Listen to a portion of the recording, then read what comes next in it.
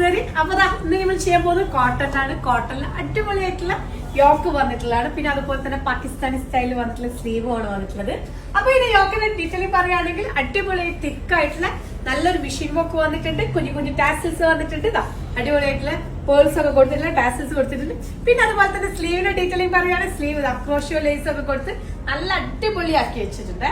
ഒരു അലൈൻ കട്ടിലാണ് വന്നിട്ടുള്ളത്. അലൈൻ കട്ടിൽ സ്ലിറ്റ് കൊടുത്തിട്ടുണ്ട്. അതേപോലെ തന്നെ ഇതിന്റെ താഴെ ദാമൻ ഭാഗത്തും നല്ല അടിപൊളിയായിട്ട് ഹെവി വർക്ക് വന്നിട്ടുണ്ട് കേട്ടോ. ഓക്കെ, കുഞ്ഞു കുഞ്ഞു ലേസും വന്നിട്ടുണ്ട്. താഴെ നല്ല അടിപൊളിയായിട്ടുള്ള കുഞ്ഞു ലേസ് വന്നിട്ടുണ്ട്. നല്ല ഭംഗിയിലുള്ള ലേസ് ആണ്.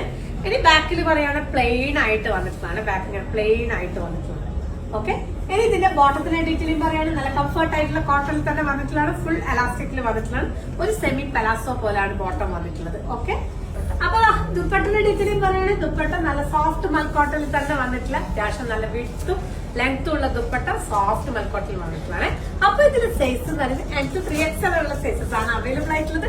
അപ്പൊ ഇതിലുള്ള സൈസസ് ആണ് നമ്മുടെ വെബ്സൈറ്റിൽ പർച്ചേസ് ചെയ്യുക. അല്ലെങ്കിൽ സ്റ്റോർ വിസിറ്റ് ചെയ്യുക. നമ്മുടെ സ്റ്റോർ കാലിക്കറ്റ് ഗോപുരമാണ് സ്റ്റോറാണ് കേട്ടോ. Thank you.